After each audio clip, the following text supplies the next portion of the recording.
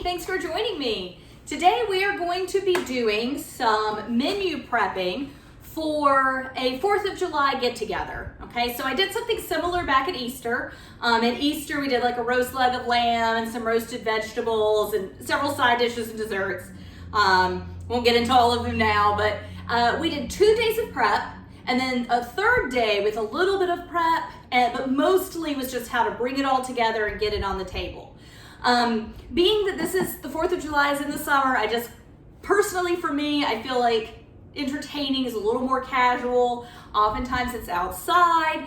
The meal plan is a little more casual, and the actual individual items are a little more casual, a little quicker to make. So we are just gonna do 1 day of prep, and then we'll do a little bit of prep in the morning, and I'll show you how to kind of get everything ready for your 4th of July event. So the menu that we're doing, we're gonna have honey mustard barbecue chicken. We're gonna do a tomato zucchini bake, a hominy succotash salad, a carrot slaw, and then we're gonna end with something that I am kind of testing right now. It's a peaches and cream roulade. So a rolled cake with some fresh summer peaches. I thought of this about a little less than a year ago. Right after peaches went out of season is when I said, ooh, a peaches and cream cake would be so good. So I am just kind of testing that today. The great thing about any kind of summer get together is that if your starter is a flop, we're not actually gonna do a starter for this one, but if you need a starter or your starter didn't work out, if your dessert didn't work out, if one of your side dishes didn't work out, just serve watermelon, right?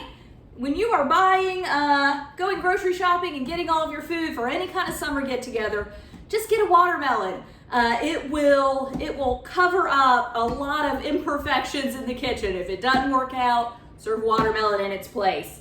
And if it all works out, then you have a delicious watermelon you can eat in a few days. So, you know, it's kind of how I look at it.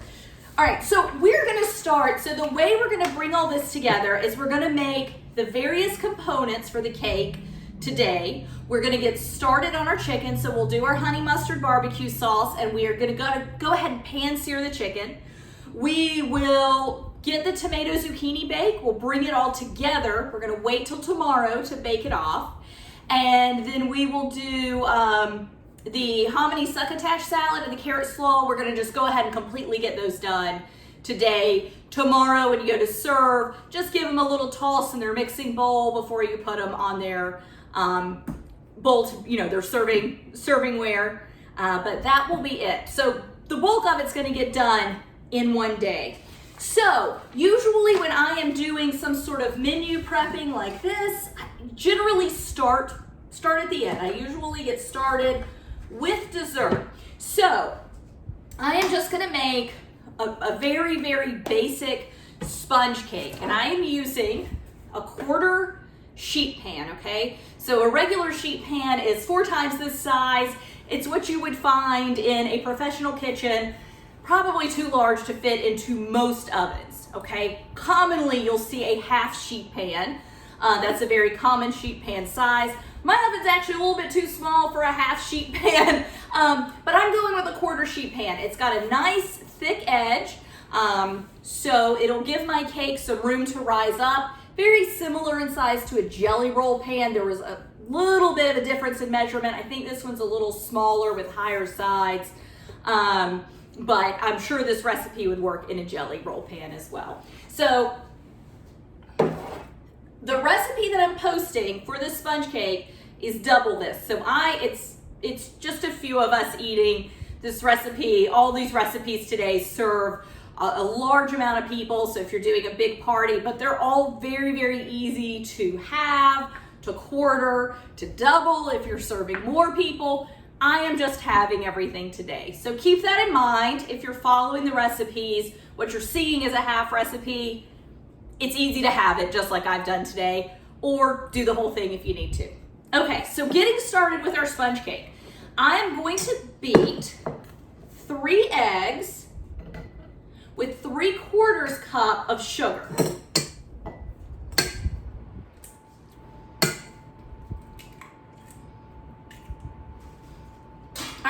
So I'm gonna get these beating and rinse my hands off.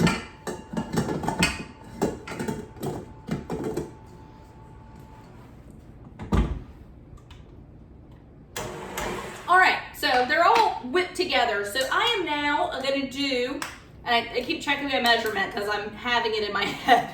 So it is 3/4 cup of sugar. So the full recipe is 6 eggs and 1.5 cups of sugar. And what we're gonna do, we are gonna beat these together for about 8 to 10 minutes.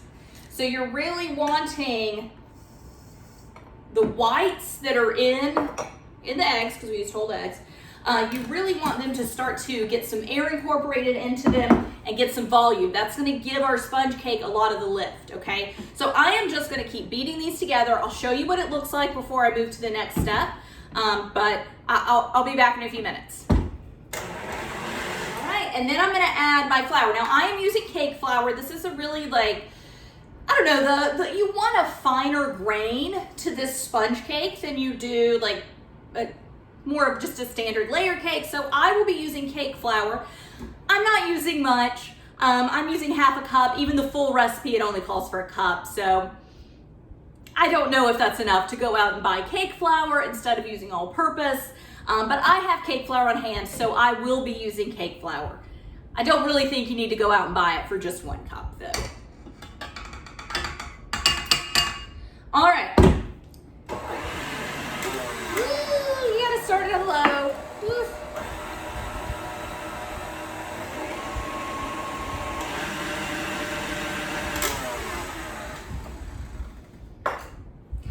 And just start it on low so you don't do what I did and get flour everywhere. The flour is not completely incorporated. I will continue incorporating it by hand. I just don't want to, I want to get it good and mixed in, but I don't want to over mix it in my stand mixer.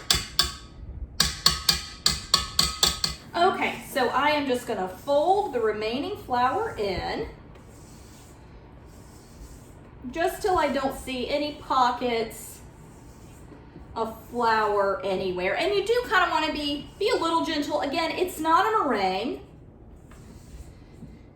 but you do want to keep some of that volume that you have from the eggs. So I've got my 1/4 sheet pan. I'm just gonna spray it with like a non-stick baking spray, one that has flour added into it.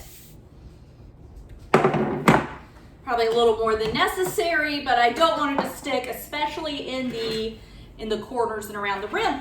Then my oven has been preheating to 350. I'm just gonna pour this in and bake it till it is golden brown, springs back to the touch, and a toothpick inserted into it comes out clean. Which is gonna be about 25 minutes. 20, 25, maybe even 30, depends on your oven. Right, we can set them all to 350, but is it really 350?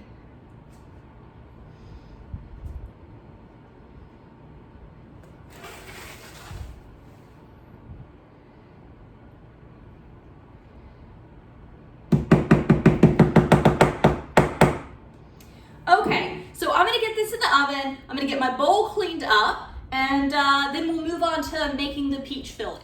All right, so I have some fresh peaches here. Bought them at a roadside stand. They're kind of the ones that I haven't used up yet. I've got 3, 6, I've got 9 of them.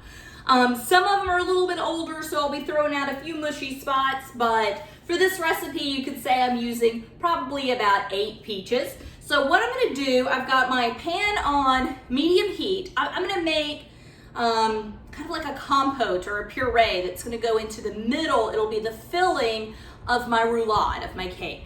So I am just gonna get these. I'm not gonna mess with peeling them. The flesh is fine. No problem with that, but I'm gonna peel off any bad spots, get rid of the pits, and begin cooking them down, and I'll add a little bit of sugar and some salt to that as well. So I'm just gonna zip through these real quick.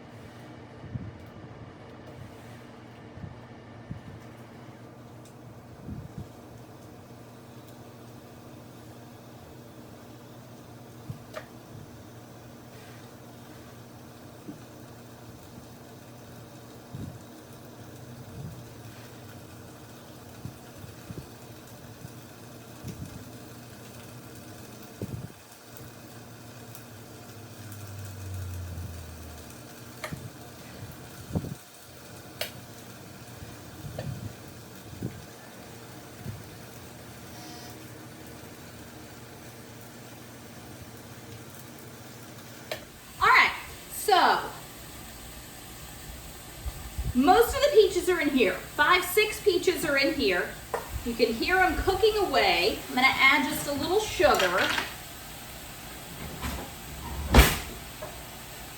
I'm not sure how much. These are very ripe, so they're very sweet peaches. That's about 1/4 cup of sugar. And I'm just gonna let it, I'm gonna turn this down a little. I'm just gonna let it melt down and let these start breaking down. And I don't wanna cook them for a long time. I don't want this to be like a peach. I want it to taste fairly fresh, basically.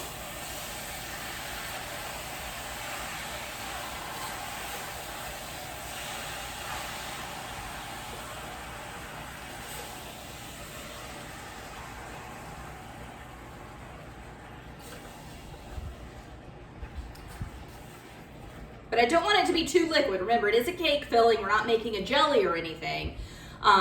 So I want it to be fairly firm so it'll stay in the center of the cake. As I said, this is just kind of a recipe I'm making on the fly. But again, I bought a watermelon just in case this doesn't work out. So these other 3 peaches, they're kind of left behind here. I am gonna cut them up. I thought that they would look nice. One of them maybe on top of the cake, and I would like to, I'm not sure how much these are gonna break down. So I do wanna have some chunks of peaches in there because it is a peaches and cream cake. So I really want peaches to kind of be in the forefront. I'm not gonna be adding any additional spice to this. We're just doing a very basic sweetened whipped cream icing. No cream cheese, no large amounts of butter. Just really, really simple flavors. Our cake, pretty much added vanilla and a little salt to it. You're not even gonna taste the salt in any of this, right? It just brings out the other flavors. So a little bit of vanilla, a little bit of cream, a little bit of added sweetness, but mostly this needs to taste like peaches, okay? So I am just gonna continue to let this cook. I'm gonna go ahead and just slice these up and just kind of set them aside to see how things go in here.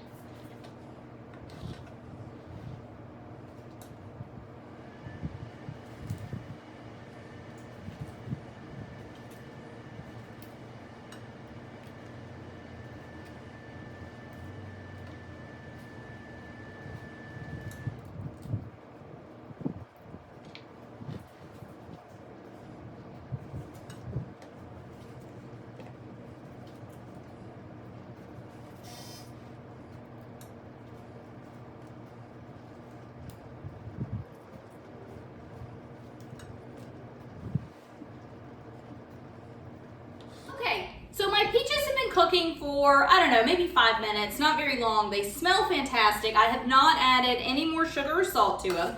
So we're still at about 6 peaches, 1/2 cup or 1/4 cup of sugar. Again, that is totally gonna depend on how sweet your peaches are or are not. And I am just using a potato masher to mash them down.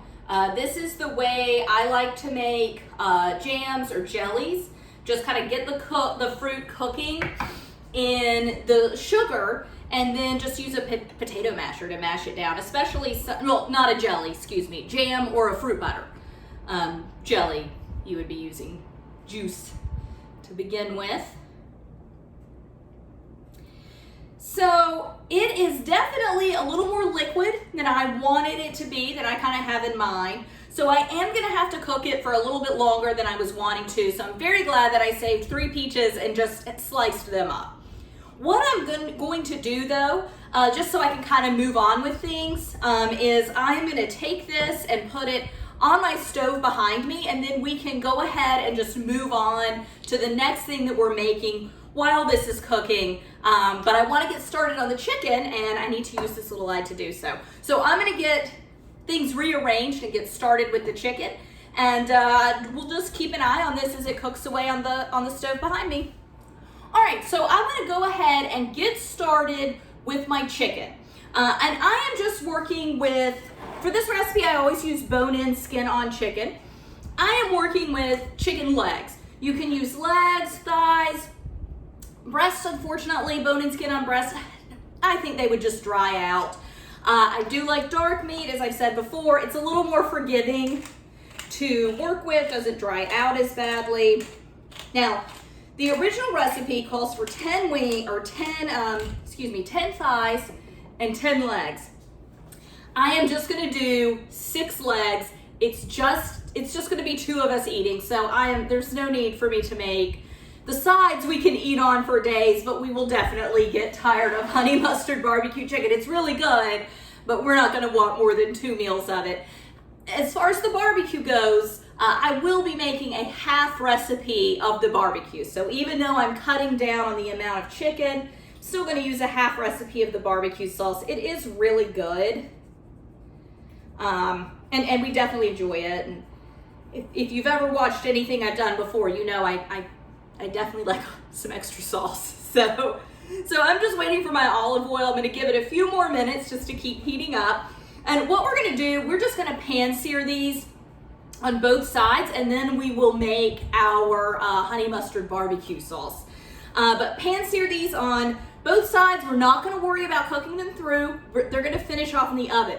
So if you wanted, instead of cooking these indoors, if you wanted to grill these and get them started on the grill, you are more than welcome to do that. I'm not much of a griller.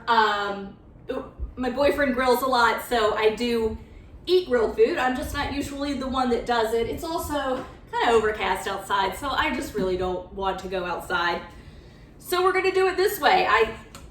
I developed this recipe when I lived in an apartment, and grilling wasn't even an option for me, so I have just always kind of done it inside. But 4th of July, I know a lot of people want to get out and grill, so as I said, this part is easy to go ahead and get these grilled, okay?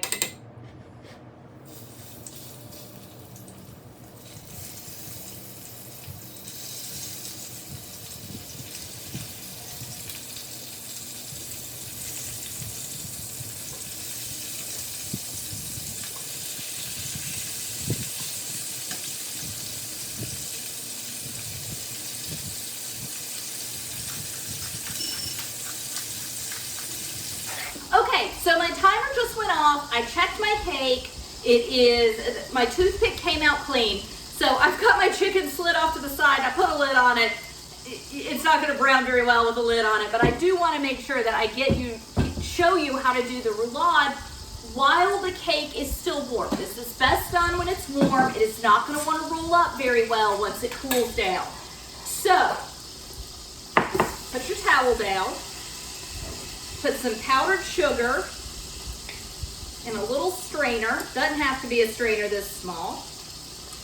And sprinkle it over it. And you want to do a pretty good layer of this.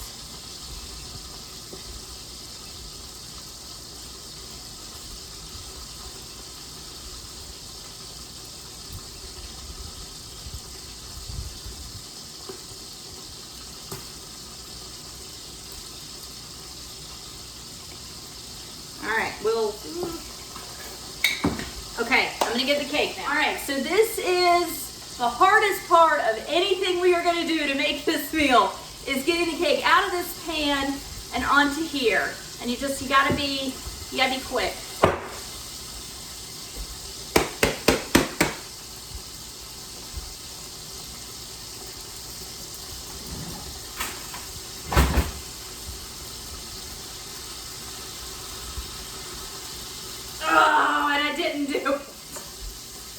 Okay, round two.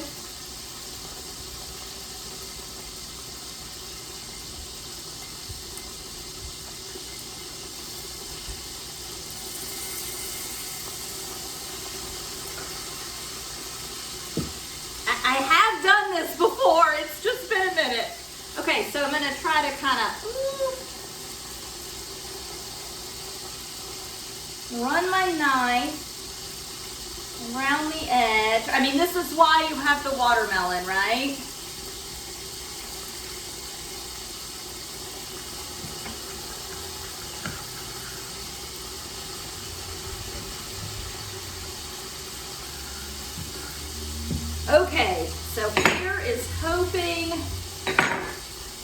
eat the watermelon in a few days and not tomorrow.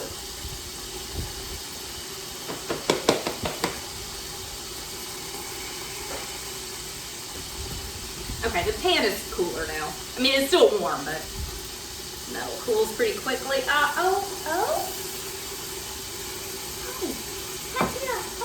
That is hotter than I realized. Okay, just one little chunk missing in the middle. I am happy with that. I will take one little chunk missing in the middle. Okay. So now just do the same thing over the top.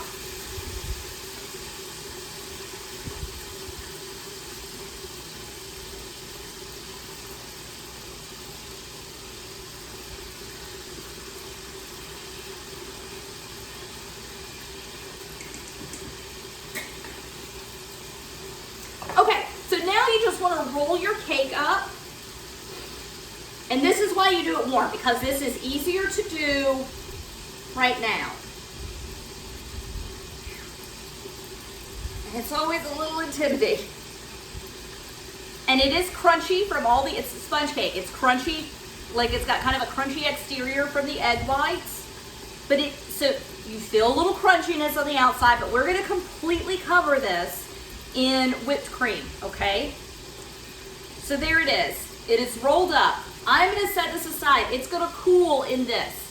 So I'm gonna put this in a cabinet so my cats can't get to it, and then that's it. I'm not gonna do anything else to this until it is time to eat, okay? Or I'm sorry, until it is time to put it together and decorate it. Remember, today, being a prep day, we are just doing the components of the cake. Well, we're doing two components.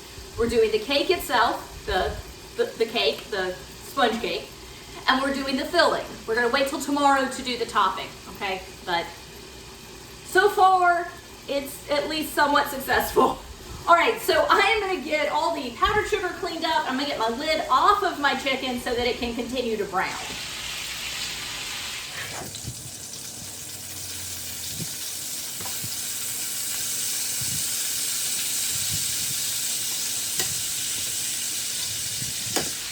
Okay, so wipe things down a little, turn my chicken. It is not, again, some of the color. I had to give up a little bit of the color so that I could scoot it aside and you could actually hear me tell you about the cake. That's fine.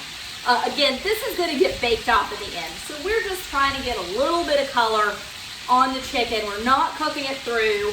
I would definitely recommend using a larger pan, but again, I have this tiny little eye, so I can't use my largest pan on this, so things are a little bit squished up, but just, you know, use your judgment with that. So while the chicken is cooking, I'm gonna go ahead and make my honey mustard barbecue sauce. So, first ingredient, mustard.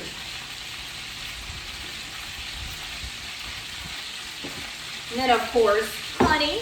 We've got apple cider vinegar, brown sugar, a little bit of ketchup, some Worcestershire sauce,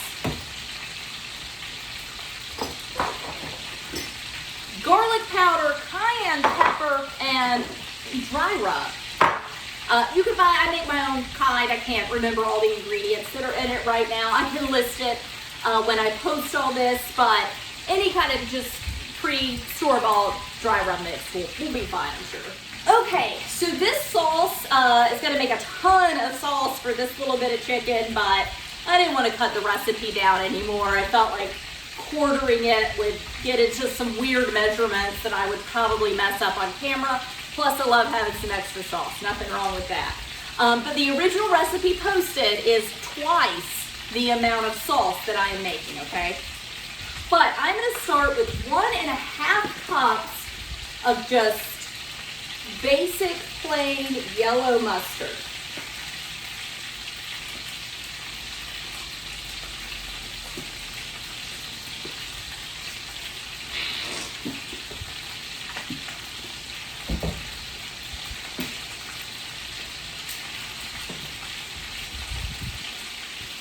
All right, this is a 1 cup measure.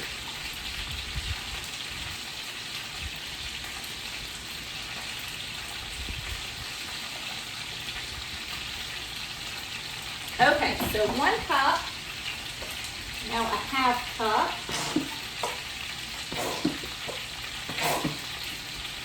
Excuse me.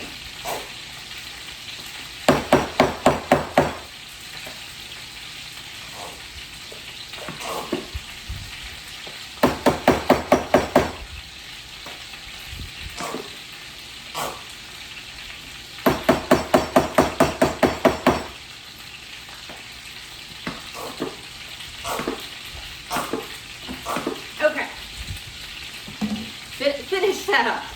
It was not full to begin with.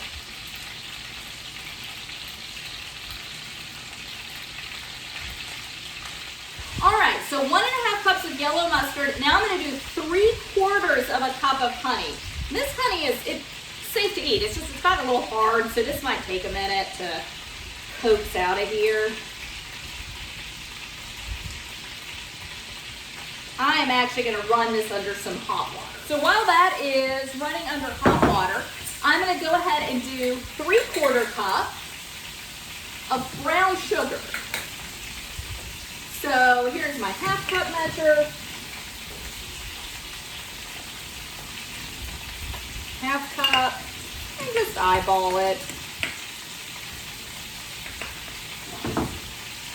And half of that.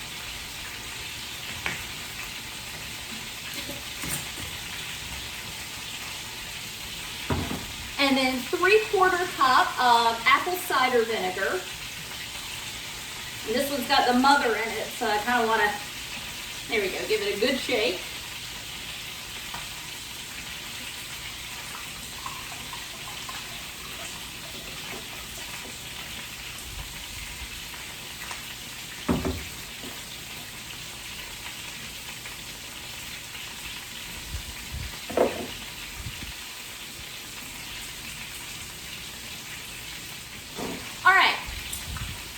I'm using smaller amounts of the Worcestershire and the ketchup, so I am going to measure them last so I don't ruin my tablespoon.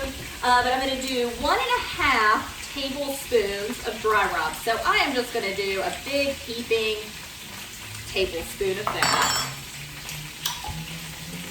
Then about 1/2 tablespoon of garlic powder.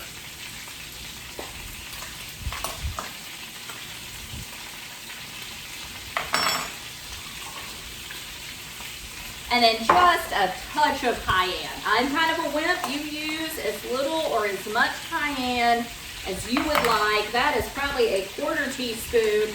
Woo! And that's a lot for me, okay? Then I'm going to do Worcestershire sauce. So Worcestershire sauce and ketchup, I'm going to do 1.5 tablespoons of each.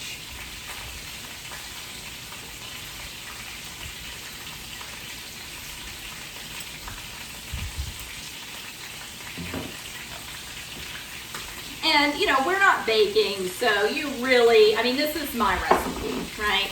You can up or down these measurements however you see fit to work for you, right?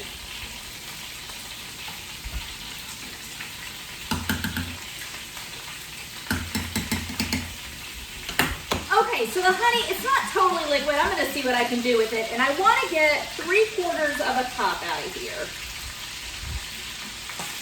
Which my little quart pot, I'll tell you, I really didn't do a good job of mentally eyeballing that. It is almost, I am barely going to be able to fit this in. But it doesn't need to cook for it long, really just bringing the flavors together for a little while.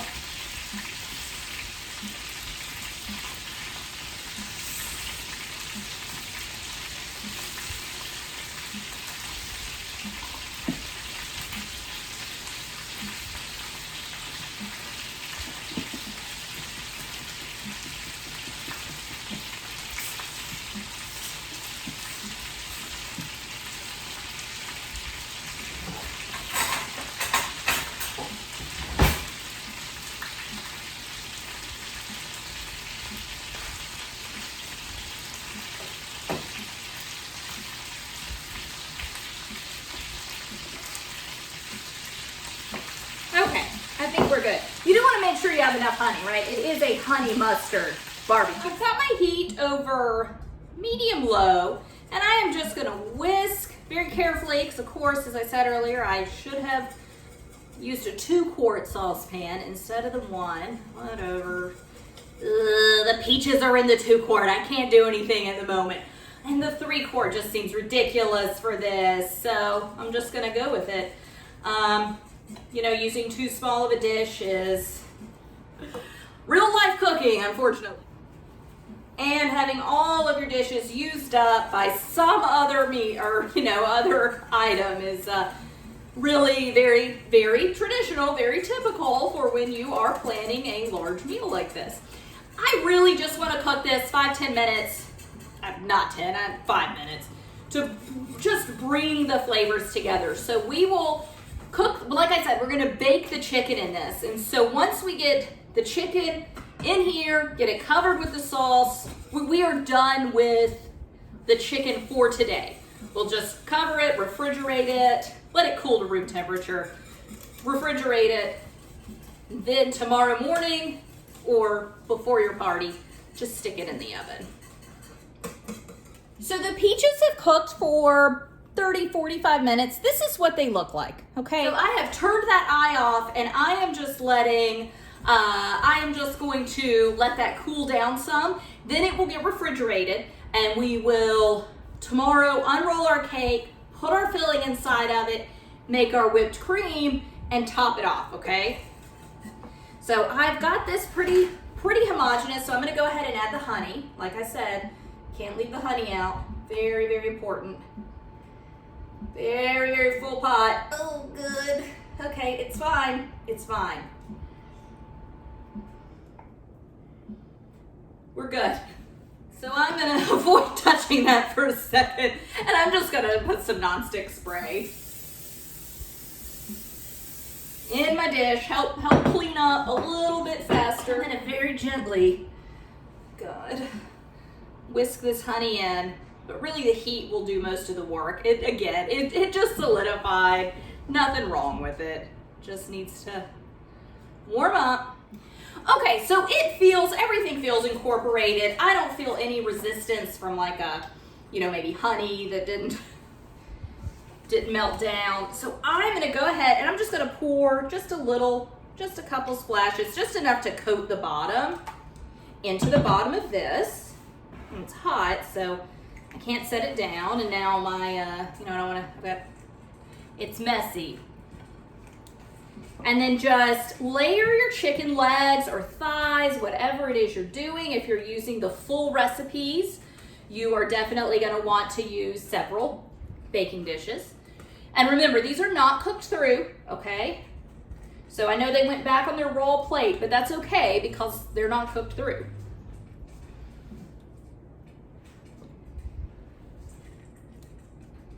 Those are not the prettiest. You definitely, like I said, I had to use a small pan due to just the eye that I'm using. Use the correct size pan when you're doing it, okay? Okay, so now I am just gonna pour the rest of the barbecue sauce on top. And like I said, I made a barbecue sauce that it's a little extra barbecue sauce, but all of this is going to cook up. It will all be safe to eat. So we have plenty of extra sauce here. This is going to cook, let's see, what temperature do I say?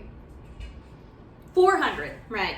So this will cook at 400 for 30-45 minutes until the internal temperature measures 165, okay? And you may want to baste them throughout. This is kind of an obnoxious amount of barbecue sauce for the number of chicken legs that are in here. I know that, but again, I didn't want to cut the barbecue sauce recipe down anymore because you get into kind of odd measurements if you quarter it.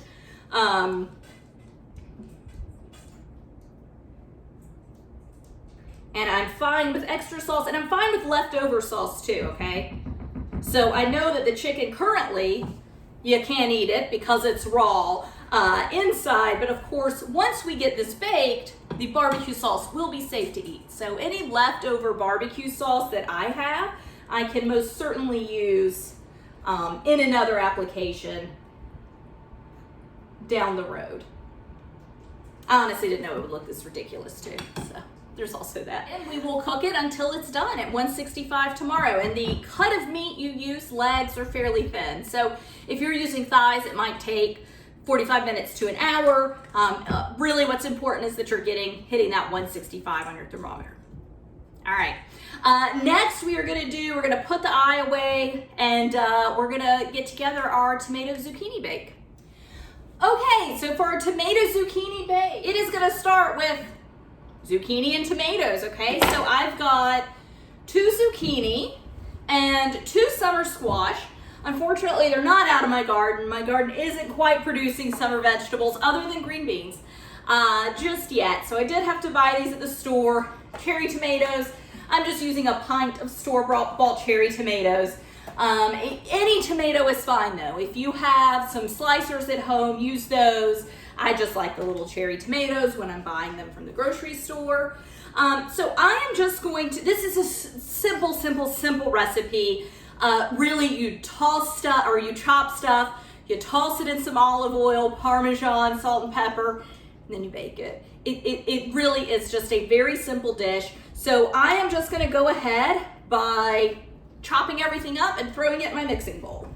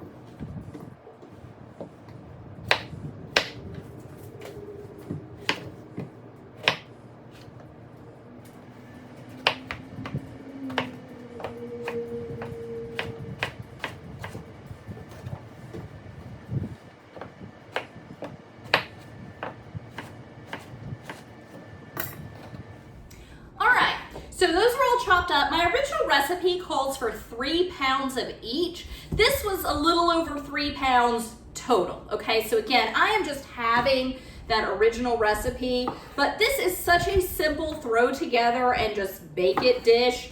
You really can use any quantities that you want, right? This is much more of a method than an actual recipe. Some of these cherry tomatoes are so tiny, I'm not even gonna slice into them. They do cook a little better if you cut them in half. So even though they're small, all but the tiniest ones, I am going to just slice right down the middle.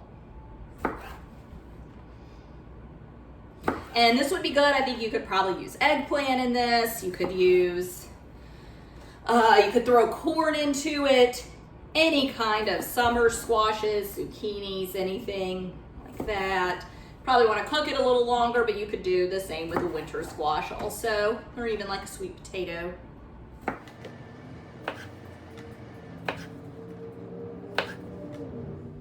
All right, so next thing I'm gonna add, I'm gonna do 3 cloves of garlic, and I am just gonna grate them in. Okay, so just grating in my 3 cloves of garlic.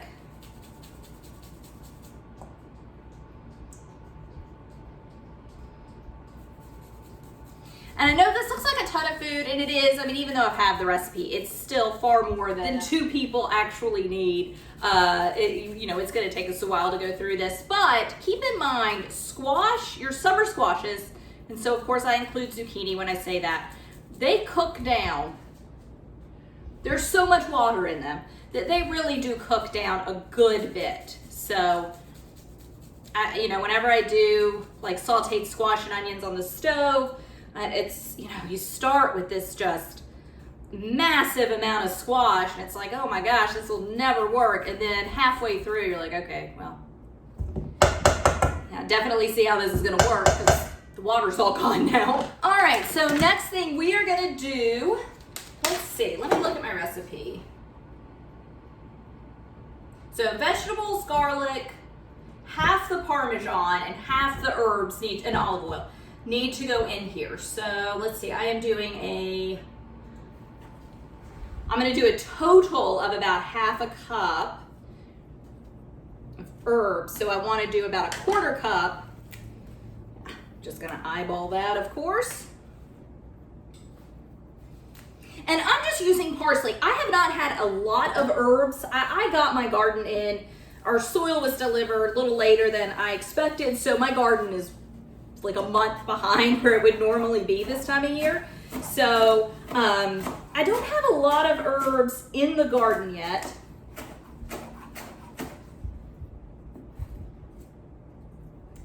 So I am just keeping it simple with this today, and I'm just using parsley. I'm going to use some tarragon later on, but I didn't have a ton of it, so I didn't want to use it in two things. And basil would, of course, be perfect in this. It would be perfect in anything in the summer, really, but I only was able to get my basil seed in a few days ago, so I just have teeny tiny little nothings yet, little teeny tiny little sprouts out in the garden.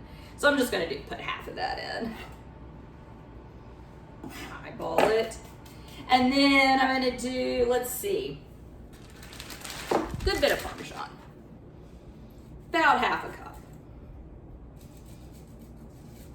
And we're gonna add salt and pepper, but all this Parmesan, very salty, so really go easy on it, on your salt.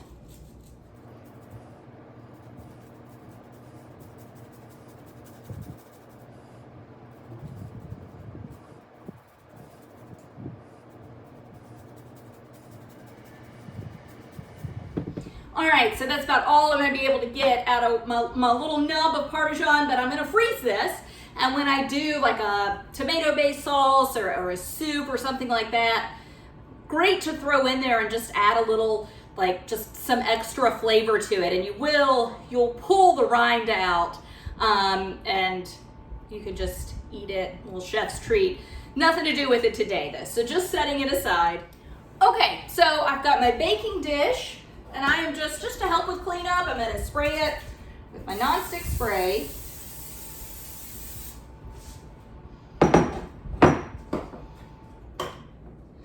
All right, I've got all my vegetables. I'm just gonna toss olive oil. Toss them in olive oil. And then just salt and pepper.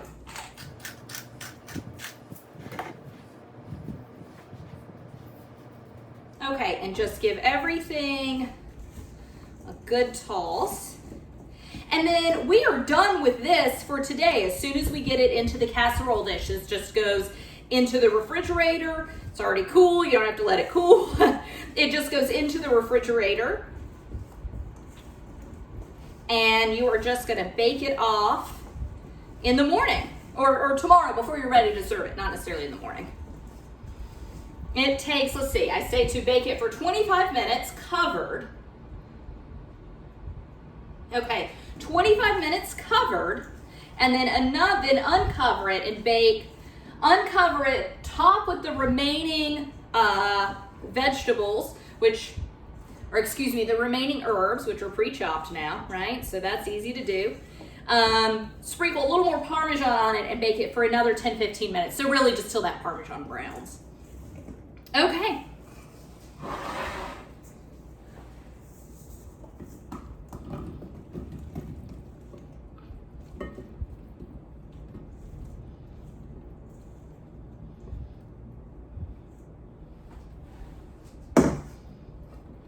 All right.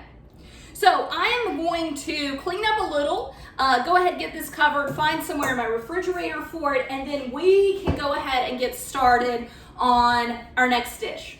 Okay, so So far, we've got our sponge cake made for our peaches and cream roulade. I've got my peach filling made, hoping that it turns out well. I've put it in the refrigerator to firm up some. So essentially, it was like a simple peach jam is kind of what I ended up making in the end. We just made our tomato zucchini bake. It just needs to be cooked off in the morning. The honey mustard barbecue chicken is halfway on its way to being done. We've made the sauce, we seared the chicken. It just needs to cook in the oven in the morning. So next on the list is our Hominy Succotash salad. So this is just something we're gonna completely make today. You could garnish it with some fresh herbs tomorrow, but the majority of it will be done today. It's basically, it's served cold or room temp. It holds up well. You could make it a couple of days in advance, but it is just a medley of different vegetables, really. Succotash is usually, in my experience, served warm, and it's corn, lima beans, some peppers are usually in it. I am doing some fresh corn. I'm adding hominy. I've got a bell pepper. I'm actually going to use some edamame instead of lima beans. Certainly can use lima beans. I just have some edamame kind of hanging out in my freezer and it needs to get used. So I said, why not put it in here instead of using the traditional lima beans? And then we're just gonna make a simple little dressing to go with it that is gonna turn it into a salad, makes it a little more versatile to serve cold. So I'm going to begin by scrubbing the silks out, and then very, very delicately and carefully hopefully making as little mess as possible, cut the kernels off the corn. So you just want to cut this as close to the cob as you can. And I like to do it inside of a fairly deep mixing bowl. There are a lot of different methods out there for ways to keep your kitchen relatively clean when you're cutting the kernels off corn. So I'm using 3 ears. You know, as I've said before, I am just doing half recipes of what is being posted, but so half a recipe is using 1.5 cups. So I was at the grocery store and I honestly just guesstimated at how much, measurement of corn I would get out of 3 ears. And this is a great salad. You honestly can make it anytime. This is something that is really nice to make, and you can like pack it in your lunch and just eat off of it all week. Any time of year. Great for doing that. So I have made it with both frozen and canned corn. But it is summer. You really want to use fresh corn for it.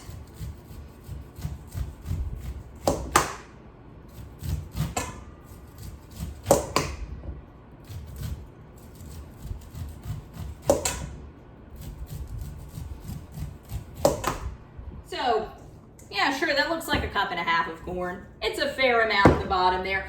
I've got 1 can of hominy, and if you're not familiar with hominy, it just looks like, it's corn that has burst out of its shell. So hominy is you dry corn, like you're making popcorn, dry corn, and then you soak it in a lye and water solution, and when that happens, the shell on the exterior of the corn bursts open. And so what you are left with is corn, cooked corn, dried corn, minus the shell of it. So it just kind of looks like a ratty corn kernel, really, to me is what it looks like. It's got a really nice, to me, like a popcorn flavor to it. I really like hominy. I think that it is very underutilized. I only ever see it sold by the can, so I've just added a can of hominy to that. Gonna get a red bell pepper in here. So my full recipe calls for a whole bell pepper. So my half recipe would call for just 1 bell pepper. However, I don't really do half peppers, so I'm just gonna go ahead and add the entire bell pepper. So it'll be a little more pepper heavy than, you know, the original version that I made, but that's gonna be fine because as with the barbecue sauce, this is more of a method, and you do wanna do big chunks of this, okay? This isn't a sauce, it's a salad that we're making. But it's more of a method than anything, so you really can add or subtract, double or triple any amounts that you would like.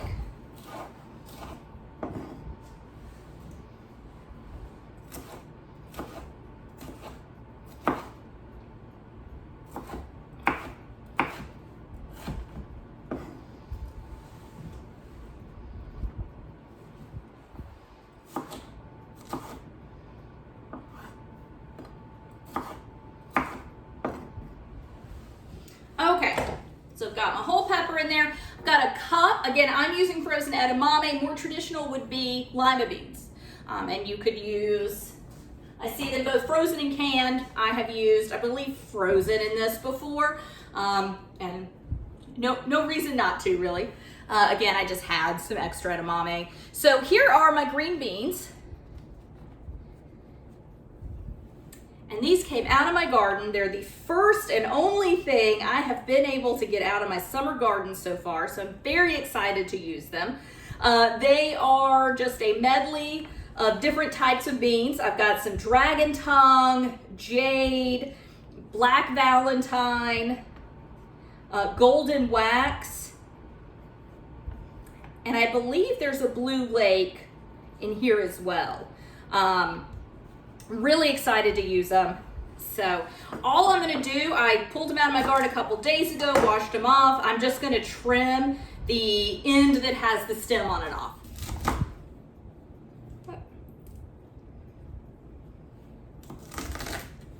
Okay, so like I said, little waste, ton of time though, already done. I am not cooking those at all. If you would like to blanch them, you are welcome to. I have no problem eating raw green beans or like raw asparagus. Those are two vegetables you commonly see in salads, but they're oftentimes blanched. And that does help preserve the color and makes them prettier, but it's just, for me, it's just an extra step that I just don't really feel is necessary. So I won't do it, but you do you, okay? You do what makes you comfortable and what you like.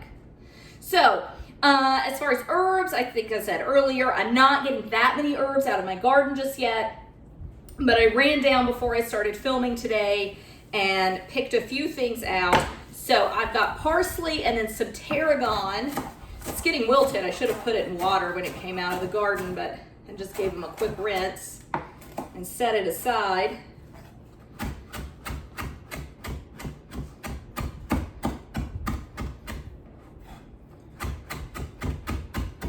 So parsley, I want to garnish a little bit of it tomorrow just to kind of make it look fresh.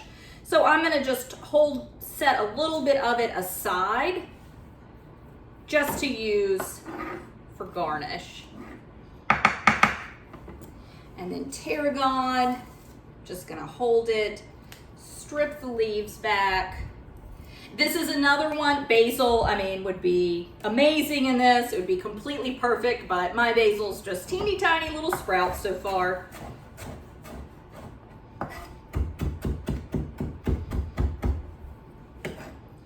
All right, so I'll just put a little tarragon with that, and the rest of it goes in here. Okay, so now I want to make I'm gonna go ahead and give this a little toss. Just get everything kind of mixed together. It's gonna make this salad much quicker to mix once I get the vinaigrette on it. So my vinaigrette, I'm just checking my measurements. Okay, so I'm gonna do a 1/4 cup of olive oil.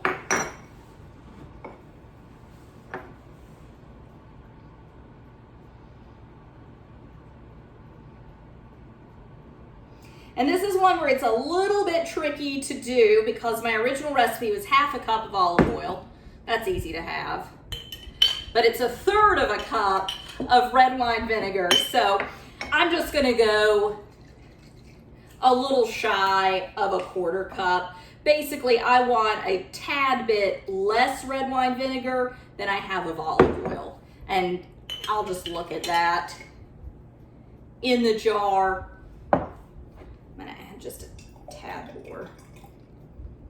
And that's really one where you do the measurement that you like, okay? I prefer a little bit more vinegar to my like basic salad dressing than a lot of people do. So if you taste it and taste it before you put it on, and if it's a little too acidic, add a little more, touch more olive oil. Okay, so an 1/8 of a cup. So I have a little 1/8 cup measure, but it's 2 tablespoons of Dijon mustard.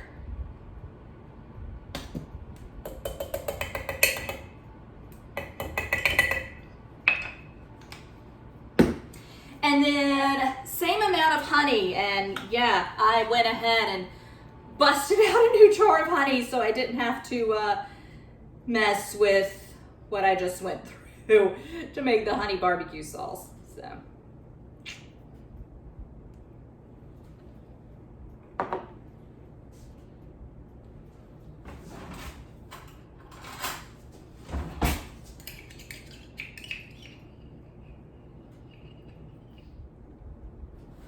All right, juice of half a lemon.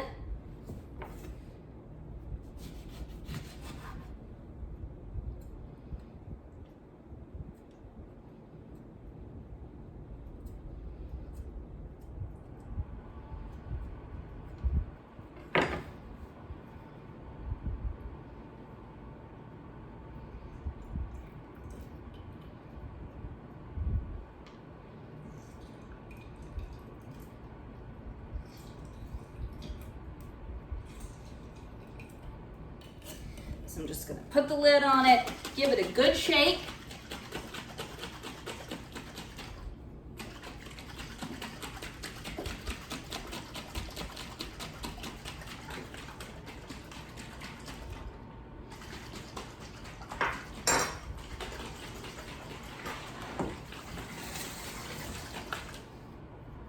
And then just pour it over.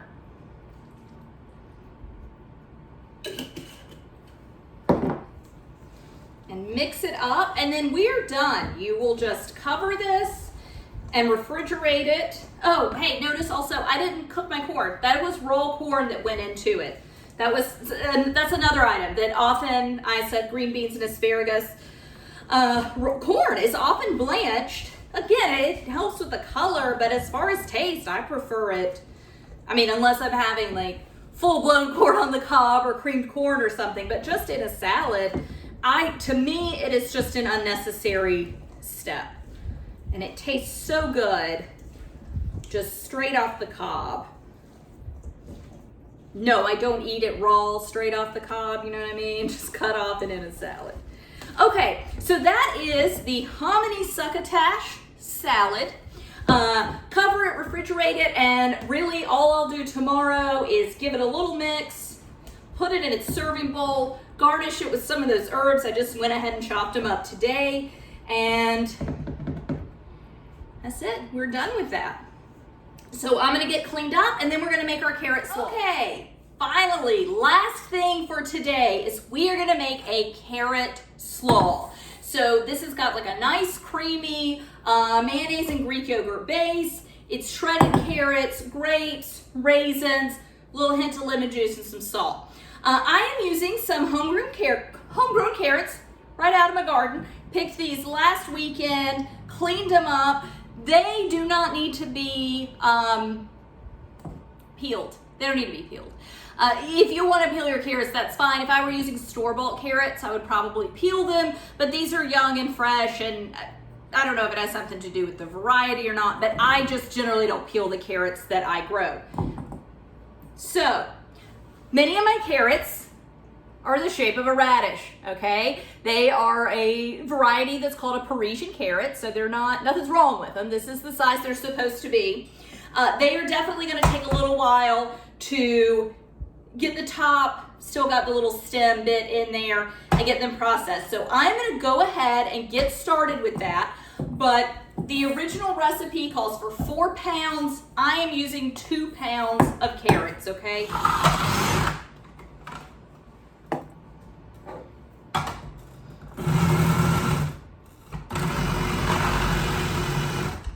1 lemon. It's just where I'm gonna start. And I'm squeezing this in first so I can just pick the seeds out. Okay, then we are gonna do about half a cup mayonnaise.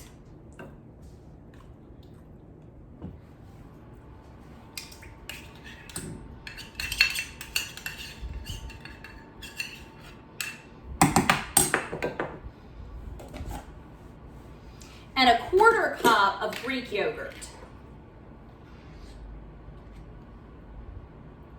Okay, and just a pinch of salt. And then I am just gonna give this a whisk.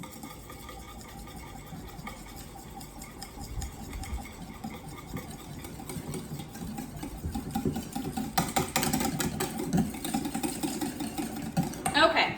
And then I want to do about half a cup of, I'm using golden raisins. I'm sure when I wrote this recipe, I just happened to have more golden raisins than traditional raisins on hand. So you use whatever raisin you would like. You could just use a regular raisin for certain. And then I am also going to do about half a cup, and I am gonna take the time to cut them in half, of just seedless red grapes. Now, if you wanted to do green grapes, that's fine. I do prefer the flavor of the seedless red grapes. The green ones just kind of taste sort of sour. And I'm just gonna eyeball half a cup.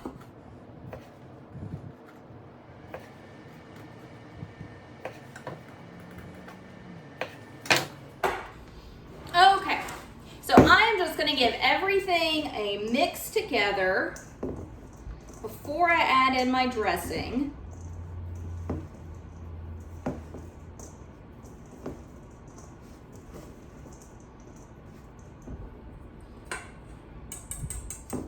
All right, so add the dressing in and just toss to combine. And as soon as you get this combined together, that's it. You are done for the day. You are completely done with this dish. I mean, if you wanted to garnish it with carrots or raisins, you can. I will not be doing that. I am just going to refrigerate this. And you really do want to make sure that this and your succotash salad get made at least 1 day in advance. Like I said earlier, you could make them 2 days in advance if you would like. But doing them a day in advance really allows all the flavors of the dressings to kind of come together. Same with your barbecue sauce. The longer it sits and the more it cooks, those flavors just really kind of meld together and become one more. So get this thoroughly mixed, cover it, refrigerate it, and you can just put it in your serving bowl tomorrow and it's ready to go. So that is it for today. I will come back tomorrow. We're gonna pull all of this together. It's gonna be much shorter than today, I promise. Mostly you're just gonna be cooking, but today, remember, if you're hosting guests, so today's the day before your event, right? So make sure your house is clean. You know, you cleaned hopefully yesterday. You just wanna give your kitchen a good clean today. And then just kind of keep your mess that you're gonna make tomorrow in one spot so it's easy to clean up before your guests come over. Being that it is the 4th of July, very likely you are going to be entertaining outside. So, you know, don't forget the outside area when you're cleaning up and getting ready for guests. So, thank you for joining me, and I'll see you here tomorrow. Bye.